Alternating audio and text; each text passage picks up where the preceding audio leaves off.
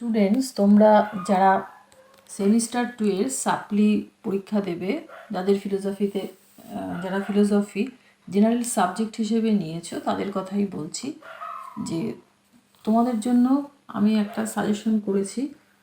আশা করি তোমাদের সাজেশনটি উপকারে লাগবে। তো দেখো, এখানে 15 মার্কসের যে কোশ্চেনগুলি রয়েছে, নাম্বার 1-এ রয়েছে লকের প্রতিরূপী বস্তুবাদ ব্যাখ্যা ও বিচার করো। প্রতিরূপী বস্তুবাদ কি ভাববাদের পথ প্রশস্ত করেছে? আলোচনা করো। নাম্বার 2, সরল বস্তুবাদ ব্যাখ্যা ও বিচার করো। প্রতিরূপী বস্তুবাদের সাথে এর পার্থক্য কি?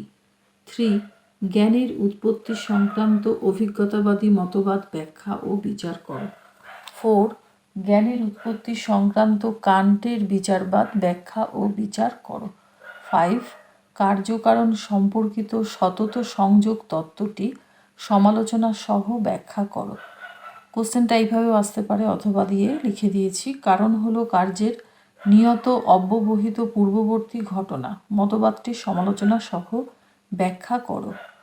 অথবা এইভাবেও আসতে পারে, কার্যকারণ সম্পর্কে হিউমের মতটি আলোচনা করো।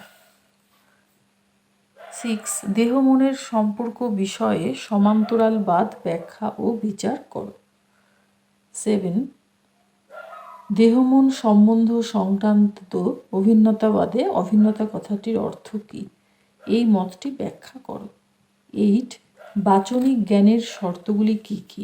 সংক্ষেপে আলোচনা করো।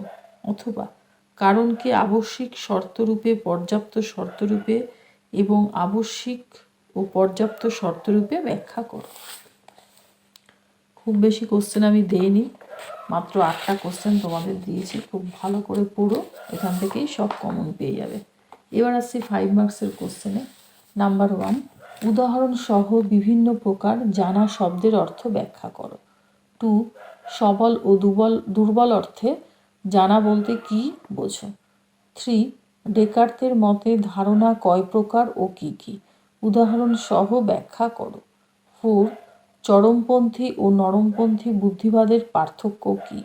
5, বিশ্লেষক ও সংশ্লেষক বচনের মধ্যে পার্থক্য কী? প্রতিটির একটি করে উদাহরণ দাও।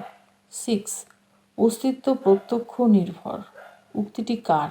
কথাটির তাৎপর্য কী? 7, টাবুলা রাসা এর অর্থ কী? কে কোন প্রসঙ্গে কথাটি ব্যবহার করেন? 8, কার্যকারণ সম্পর্ক বিষয়ে প্রসক্তি তত্ত্ব সংক্ষেপে ব্যাখ্যা করো। 9, হিউম কিভাবে মুদ্রণ ও ধারণার মধ্যে পার্থক্য করেছেন?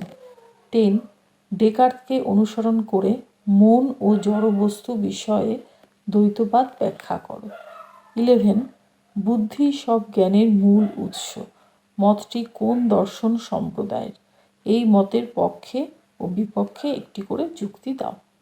12, সরল বস্তুবাদ ও প্রতিরূপী বস্তুবাদের মধ্যে পার্থক্য কী? 5 মার্কসের যে কটা কোশ্চেন দিয়েছি, আশা করি এগুলি যদি তোমরা পড়তে পারো অবশ্যই উপকৃত হবে।